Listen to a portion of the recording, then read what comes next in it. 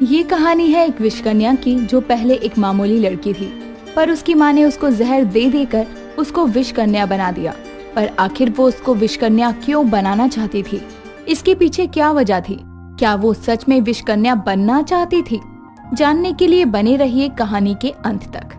भारी बारिश हो रही थी और उस बारिश में नेहा नाम की एक लड़की बड़े से सांप को अपने पिटारे में बंद करती है और अपनी जंगल की झोपड़ी में उसको ले जाती है। बेटा विश, उठ, देख मैं तेरे लिए क्या लाई हूँ। क्या लाई हो माँ? सांप। मैं तेरे लिए जहरीले सांप को लेकर आई हूँ। उठ जा और इसका जहर पी ले। नहीं माँ, मुझे ये जहर नहीं पीना।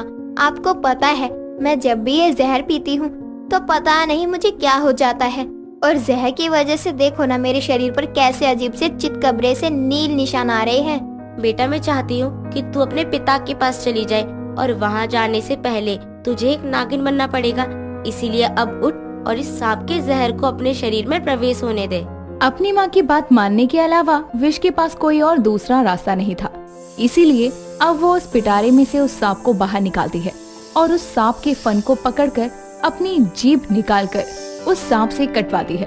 अब जैसे ही वो सांप उसकी जीभ को काटता है, वैसे ही विश की आंखें नीली पड़ जाती है। कुछ देर बाद जब विश उस सांप के जहर को अपने अंदर लेती है, तब विश बेहोश हो जाती है। उसका इस तरह बेहोश होना देखकर नेहा रोते हुए बोलती है, अपनी माँ को माफ कर देना बेटा, मैं तुम्हें इस तरह जहरीला नहीं बनाना चाहती थी।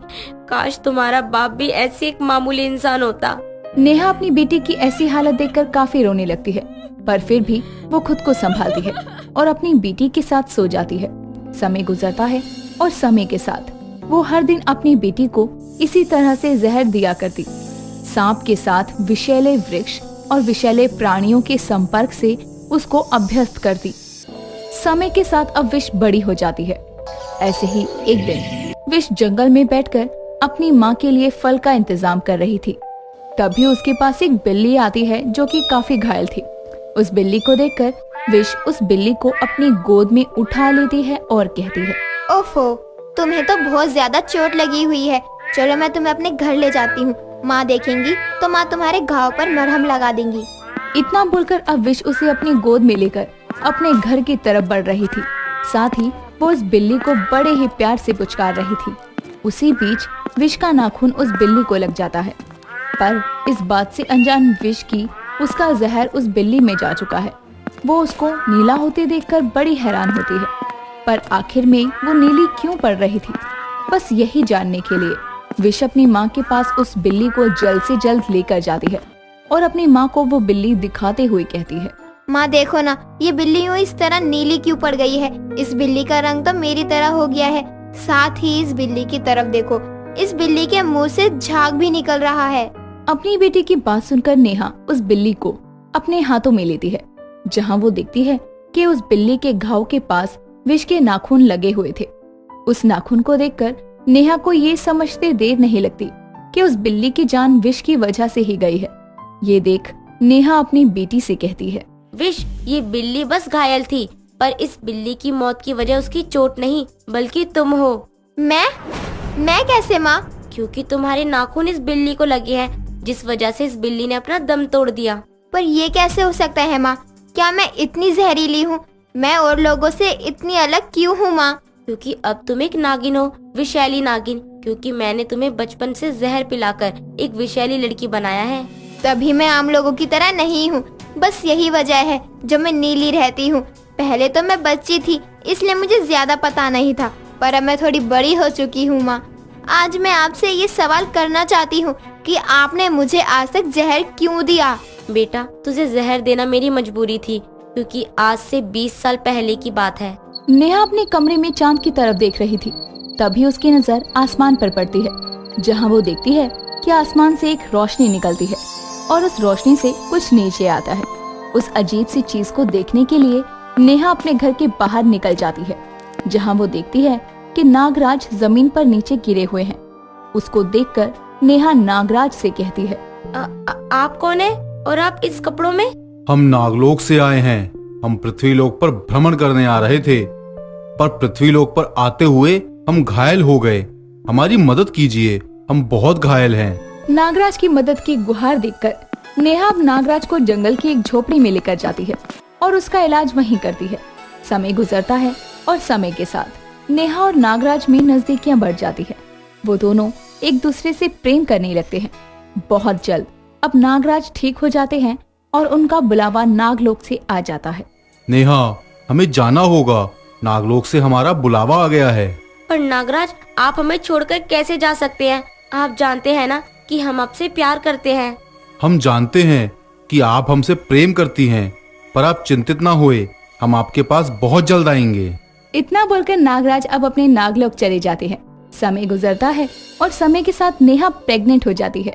पर जब नेहा के माँ बाप को ये बात पता चलती है तो वो उसको अपने घर से निकाल देते हैं। नेहा अब अकेली पड़ जाती है और जब ये बात नागराज को पता चलती है तब नागराज एक बार फिर नेहा के पास आते हैं, जहाँ वो देखते हैं कि नेहा की हालत काफी खराब हो रही है। नागराज अब नेहा का ख्याल रखने लगते हैं। देखते ही देखते 9 महीने गुजर जाते हैं और उनको एक बहुत ही प्यारी सी बेटी होती है। पर उस बच्ची को देखकर नागराज खुद नेहा से कहते हैं, नेहा, हमारी बच्ची तो नागिन ही नहीं है। पर नागराज, अगर हमारी बच्ची नागिन नहीं हुई तो इसमें कौन सी बड़ी बात है? आखिर है तो ये हमारी ही बच्ची ना। नेहा, तुमने एक नागराज के बच्चे को जन्म दिया है। तुम जानती भी हो इससे तुम पर क्या असर पड़ेगा। आने वाले समय में तुम जीवित नहीं रहोगी और अगर तुम्हें कुछ हो गया तो हमारी पुत्री खुद का जीवन। हे भोलेनाथ, अब हम क्या करें? कोई तो रास्ता दिखाओ हमें। नागराज अपनी आंखें बंद करते हैं और आंखें बंद करने के पश्चात उन्हें एक परछाई नजर आती है जो उनसे कहती है, नागराज, यदि आप अपनी पुत्री को बचपन से ही जहर दे तो 21 साल के होते ही ये नागिन बन जाएगी। पर ध्यान रहे, एक हद तक ही से जहरीले नाग नागिनों का जहर दे। इतना बोलकर वो परछाई गायब हो जाती है। जिसके बाद नागराज अपनी आंखें खोलते हैं और नेहा को सारी बात बताते हैं। ऐसा करने से हमारी पुत्री नागिन बन जाएगी, परंतु ध्यान रहे तुम उसको एक हद में ही जहर देना। अब हम तब आएंगे जब हमारी पुत्री नागिन बन जाएगी। जब वो नागिन बनेगी तब हम उसको अपने साथ नागलोक लेकर जाएंगे। नागराज अपनी बातें पूरी करके नागलोक चले जाते हैं। तो वहीं हर रोज नेहा अपनी पुत्री विश को जहर दिया करती। ये है बेटा तेरी कहानी। अब तू इस तरह नीली क्यों पड़ी है, ये तो मैं नहीं जानती। नेहा अपनी बेटी को ये सब बता रही थी, पर कब रात हो जाती है पता ही नहीं चलता। अब जैसे ही चांद की रोशनी विश के ऊपर पड़ती है, वैसे ही विश आधी नागिन और आधी नीली इंसान बन जाती है। सीधी शब्दों में कहें तो वो एक विषकन्या बन जाती है। विश इतनी सुंदर हो जाती है कि उसकी सुंदरता के पीछे कोई भी अपनी जान दे सकता था। जब विश एक विषकन्या बन जाती है तब वो अपनी शक्तियों को काबू में नहीं कर पाती और विषकन्या के भेष में वो अपनी ही माँ को अपनी पूंछ में जकड़ती है और उसे सूंघने लगती है। विश उर्फ विषकन्या अपनी माँ को कुछ कर पाती उससे पहले ही आसमान से एक तेज रोशनी आती है और उस रोशनी से नागराज बाहर आते हैं, जहाँ वो देखते हैं कि उनकी पुत्री अपनी ही माँ को अपनी पूंछ में जकड़े हुए है। ये देखकर नागराज अपनी आंखें बंद करते हैं और एक विशाल नाग रूप धारण कर विशाली विषकन्या को अपनी पूंछ में जकड़ लेते हैं। जिसके बाद वो अपनी पुत्री को बेहोश करने के लिए अपने मुंह से एक धुआं निकालते हैं। उस धुएं से विश बेहोश हो जाती है। ऐसा मंजर देखकर नेहा खौफ में पड़ जाती है, पर नागराज उसे संभालते हुए कहते हैं, नेहा, कुछ नहीं हुआ है हमारी पुत्री को, वो बस बेहोश हुई है। नागराज, हमारी पुत्री का ख्याल रखो, वो बहुत ही ज्यादा जहरीली हो गई है, वो बहुत ही विषैली। आपको क्या हो रहा है? आप इस तरह से बात क्यों कर रही हैं? नागराज के बोलते ही नेहा अब तड़पने लगती है और अब नेहा भी नीली पड़ने लगती है। साथ ही उसके मुंह से भी झाग आने लगता है। नेहा अपनी बात पूरी नहीं कर पाती और अपना दम तोड़ देती है, परंतु अपनी बेटी को इतनी खौफनाक कैसे हुई, बस यही जानने के लिए नागराज जल्द से जल्द अपनी पत्नी नेहा का अंतिम संस्कार करते हैं और अपनी पुत्री को नागलोक ले आते हैं और नाग मंदिर में ले जाकर नाग वासुकी को आवाज लगाने लगते हैं। नाग वासुकी, हम गुहार लगाते हैं, कृपया हमारी पुत्री को देखिए। नागराज की गुहार सुनकर वासुकी उनके पास आते हैं और उनकी पुत्री को छूकर बोलते हैं, नागराज, ये पुत्री भले ही आपकी है, परंतु वो कोई मामूली नागिन नहीं बल्कि एक विषकन्या है। विषकन्या? पर ये विषकन्या कैसे हो सकती है? आपकी पुत्री में जहर की मात्रा ज्यादा है, जिसकी वजह से विषकन्या बन गई है वो, और ये अपने जहर पर काबू नहीं पा रही, बस इसी वजह से आपकी इंसानी पत्नी की मौत भी हुई है। पर हमारी पुत्री विषकन्या कैसे?